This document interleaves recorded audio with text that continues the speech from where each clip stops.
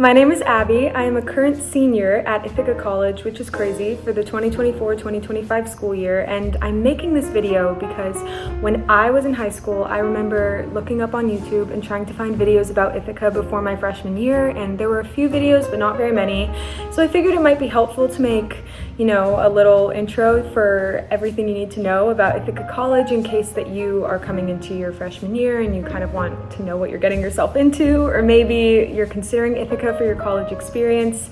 So I hope that this video is helpful to you, and let me know if you have any questions. I'm happy to answer. I would also like to preface this video by saying that overall, I really have loved my experience at IC. I would recommend it to anybody and everybody. And I am a musical theater major, so my experience in the School of Music, Theater, and Dance is going to be a little bit more different from just the school in general, and I'm happy to make a separate video about that if anyone would be interested, but this is a video more just about, in general, Ithaca, campus life, dorms, all of that stuff. So let me know if you'd like me to record anything about SMTD, or feel free to reach out to me on social media. My Instagram, honestly, all my socials are at Abby Mae Thompson. Okay, but getting into it, I also have my notes. So if you see me looking down, that's what that is. We're gonna start with living in Ithaca, New York, the town itself. So, number one, the Ithaca Commons. 10 out of 10 college town. It's amazing. It's shared with Cornell. I don't know if anybody knows that. I mean, you should know that if you're going to Ithaca. Cornell and Ithaca share the same college town, so there are lots of young people. I mean, there's a lot to do at night. It's super fun. And there's a lot of really good food. The only thing is that everything closes early. But yeah, I highly recommend if you go to visit Ithaca, or even the first weekend that you're there. I feel like all of my friends are gonna be mad at me that I'm sharing this restaurant because it gets so crowded. But Thompson and Bleecker is the most amazing, hole-in-the-wall Italian food spot ever. It's my favorite place to go. It's perfect for date nights and even for girls' night outs. I've done that before. So yeah, highly recommend Thompson and Bleecker, and I'm happy to give other food recommendations too. Moving on, weather and seasons. So I really feel like I'm qualified to talk about this because I'm originally from Southern California. I live 20 minutes outside of Malibu, so I'm definitely not used to the snow or the cold. So yeah, I would definitely recommend bringing some winter clothes, particularly a big coat, boots, hat, gloves, really anything else you need. I don't really think you need thermal underwear or maybe you do. Truly, when I told people that I was going to Ithaca, especially people that have been to the East Coast before, have said to me how are you going to survive the winters? That is so cold, good luck. And I was kind of nervous, but really, if I'm being honest, the cold was not as bad as I thought it would be. And I think a really big reason for that is because there are a lot of underground heated tunnels in Ithaca on the campus itself, which I think is really cool. So basically, you can get from almost any building on campus without having to go outside. You just walk underground and they have these big windows. I mean, it's beautiful when it's snowing. The fall is beautiful. The colors, it's red, it's orange, it looks like it's right out of a Charlie Brown Thanksgiving episode. There's so many nearby fall activities, pumpkin patches, apple picking, there's so many orchards nearby. There's also the Inn at Titanic, I hope I'm saying that right. They have a beautiful restaurant that overlooks the lake, and my friends and I like to go there to get dinner sometimes, and they have a seasonal menu. So they'll bring in I really love their butternut squash and stuff. And then the very first weekend of October, typically, the Commons does something that's really, really cool, and it's called Apple Fest. And it's basically a huge festival, entirely apple themed, and there are carnival games, and they sometimes bring a petting zoo, and the Amish come. That's really fun. And it's kind of a cool thing because it's the whole community comes together for this one event, and it's the whole weekend, and some of our old friends who graduated drive all the way out to go to Apple Fest with us, and so that's really fun. The only downside I would really say about living in Ithaca is that the winter and spring semester, so that from January to probably end of April, it's really cold and gray. So seasonal depression is very common. I fortunately have never experienced it. I have been just fine, but I know a lot of my friends who have. So if that's something that you would be worried about, it's something that really any school on the East Coast, especially in upstate New York, that's gonna that's gonna happen, so that just might be something to consider. I'm gonna move on to dorms. So the first thing that I think is really important to note is that it is required for all underclassmen to live on campus. So for the first 3 years, you're gonna be on campus in campus housing. Those first 2 years, it's gonna be in a residence hall. And then the third year, they have some other options like apartment housing, which is what I lived in. And I actually had a really great time with that, but I'll get to that in a second. So for your first and second years, your options for residence halls are the towers. There's West Tower and East Tower, upper quads, lower quads, the terraces, and then Emerson Suites. Sometimes for sophomore year, no freshmen live in Emerson Suites, but it's really rare because the upperclassmen get top priority there. So yeah, I'm gonna talk about towers first. I never lived in towers, but my boyfriend did, so I had been in towers quite a bit. And there are a lot of pros to living in towers. I think the first one would be that it's super accessible because it is the only residence hall with an elevator. To be fair, it also is like, I think there are like 12 floors or something. But yeah, so that's super nice. You also, if you're in towers, you're, on a floor with a whole bunch of other people, and there are 4 private bathrooms. So instead of like 1 or 2 large communal bathrooms, you get to go in and you can like go and lock the door and do your thing, take a shower. So that was really nice. The downsides to towers, I would say that, the rooms are smaller than any of the other residence halls, so it feels a little bit like claustrophobic.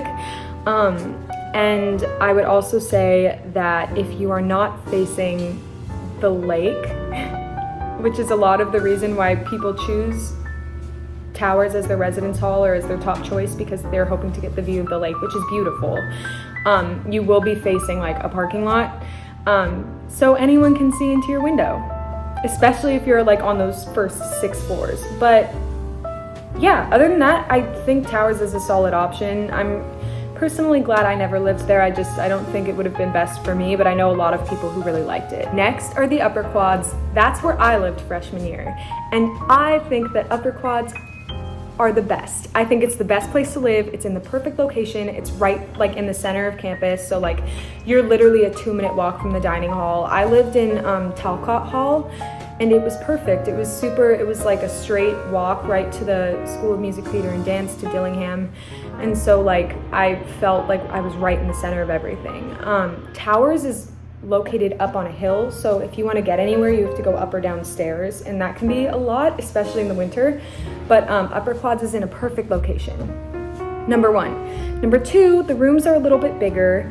They're not as nice, I would say, as some of the other residence halls, but it's just kind of like your classic dorm room. I'm gonna put in photos somewhere of what my room looked like freshman year, to see if that would help. And upper quads and lower quads are like the same in terms of the actual room itself, but upper quads is in a much better location. Lower quads I would not recommend just because it's farther from everything, but it's really not the end of the world. Honestly, anywhere that you live freshman year is gonna be fine. But yeah, living like central to campus is probably the biggest thing I would suggest. So if you can, I would say that you would want upper quads as your first choice. But that was also just my experience. Also, for the quads, both of them, the rooms are separated in a way that like half of the building is where the girls live and half is where the boys live, and you need a key card to get into either side. So you won't be like, you can walk around to and from the bathroom with your towel on and you won't have to worry about there being like a guy. When I lived in terraces, that wasn't the case and it was still fine. But yeah, so that's kind of nice. And speaking of terraces, I lived there my sophomore year, and I wasn't super excited about it initially, but my roommate and I ended up getting like a really, really good deal because we got the corner room. So our room, it had like a hallway and an extra closet and then a huge room. And I'll put a picture of that room too, what it looked like. And terraces was very similar to upper quads and like how new it was and all of the furniture and all that stuff. But I was pretty happy there too. The location was not ideal. It was super high up. I had to walk up and down a lot of stairs. And I think I was just really fortunate freshman year to not have to do that. So sophomore year, it kind of sucked. But terraces are fine too. It's like located right next to terrace dining hall, so you don't have to walk all the way to the middle of campus to get some food if you're hungry. But in terms of how far away it was from like my classes, it was kind of farther, so I did have to take a longer walk. But again, it also depends on what school you're in, because maybe terraces would be closer for you or the better option for you. I'm gonna move on to 3rd and 4th year living situations, and I'm kind of gonna group Emerson Suites into this group too. I had a few friends when we were sophomores that got into Emerson Suites, and it was great, but it was really far from everything. And I mean really far, like you had to walk. It was much further down the campus than any of the other rooms were. So it'd be one of those things where if you were at someone's Emerson suite until like, I don't know, midnight, you just, especially in the cold, would not want to walk back to terraces because it is far. But Emerson's really cool because you get your own bathroom included in your room. So it's like a normal dorm room, and you get, you know, your closets and your beds and your desks, all that. But then there's also a bathroom, and you just share it with your roommate. That's super nice. That's a big reason why people like Emerson. It's also kind of secluded, so if you kind of like that and you don't want to be around a lot of people, it's kind of a nice place to be. It's quieter. There's also the garden apartments, and the garden apartments are available for juniors and seniors. Same with the circle apartments, but I'm going to start with the garden apartments. I didn't live in a garden apartment, but I did go over to my friend's apartment a few times last year, and they're super nice. I mean, there's a kitchen, some of them have like spiral staircases going up. I can't really speak on the experience of living there. Again, it's near Emerson, so it's far, but the garden apartments are a good option, and it's much nicer than just living in a normal residence hall, so, you know, I think location is the only issue for that. And then circle apartments, that's where I lived last year when I was a junior, and it was amazing. I loved it. I got my own room. My bed was huge. It was no longer a twin XL, thank God. And I was super happy. I got to live in like an apartment with all my girlfriends. It was super fun. There was a kitchen, a living room, 2 bathrooms, and 4 bedrooms. And 3 of those bedrooms were singles, and 1 of them was a double. I think there are also other options for circle apartments, like for living with 5 or 6 people. No. I lived with 5 people. For living with 4 or 6 people. So I think those might look a little bit different. Some of them are like double stories, but it really is an apartment. But from the outside, it looks a lot like a townhouse. They're all kind of connected. It's super like neighborhood, like the vibes are neighborhood. And I was literally like 4 houses down from my boyfriend randomly. So like we all got like our big friend group, we were all together. It was awesome. Love the circle apartments. I would highly recommend living there. Only downside is that, again, it's far, but by that time, a lot of people have cars. And so they'll drive to and from campus, and, you know, they have parking lots and stuff. But the parking situation at circle apartments can be difficult. So if you're leaving at like 9 p.m. and you come back at 11, there's a good chance you're not going to be able to find a parking spot, and you're going to have to go somewhere else. So that would kind of suck. And then we would have to walk all the way.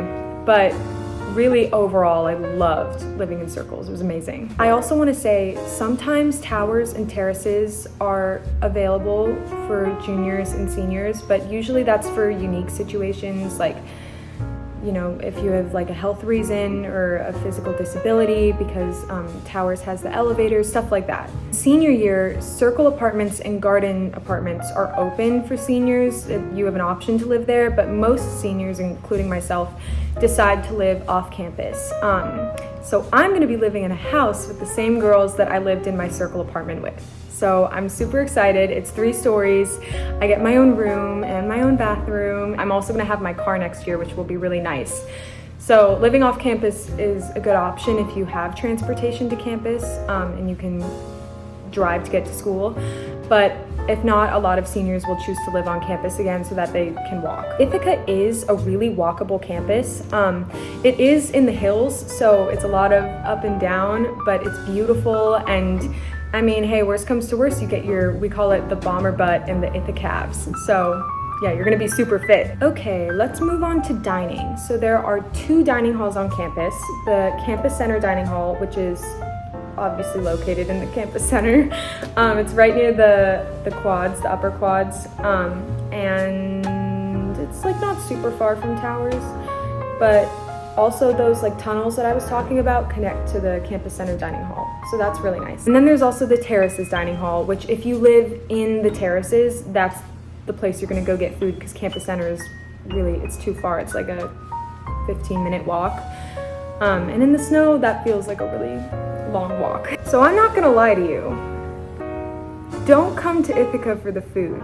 If you wanna go to a school with really good food, don't come here.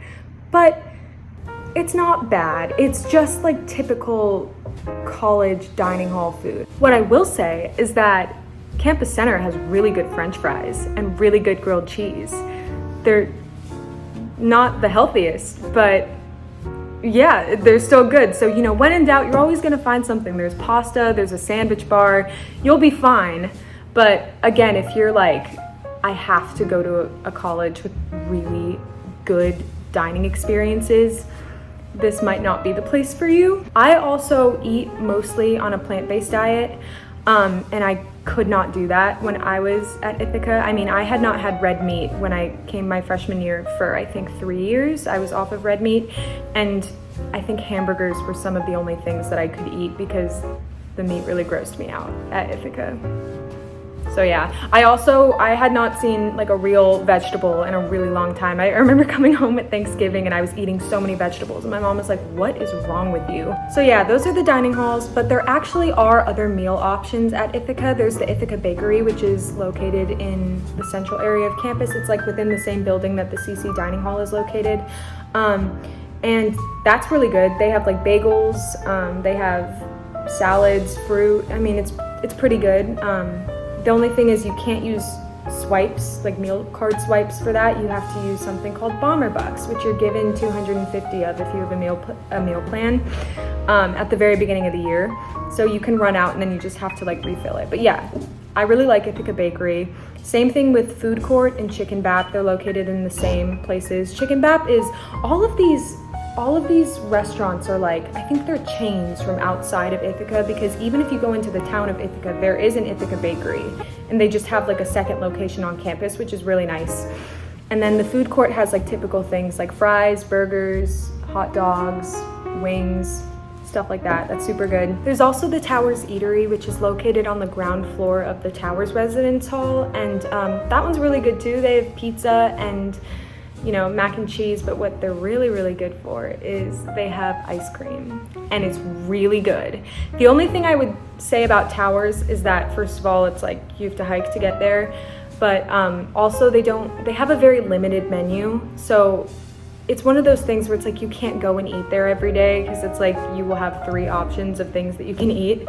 But yeah, it's still really good, especially like if you want to go hang out with your friends. It's like a cool space to go with a big group. And then also we have something called Max, which is again located in the central area of campus, and it's right next to the campus store, and it's basically like the inside of a really small gas station.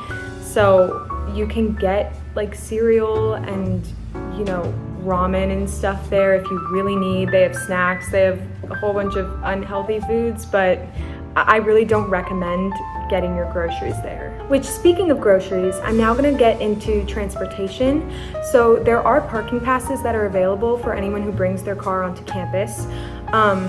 I'm, again, from California, so like, you know, this year when I go, I'm gonna be driving my car across country to get there.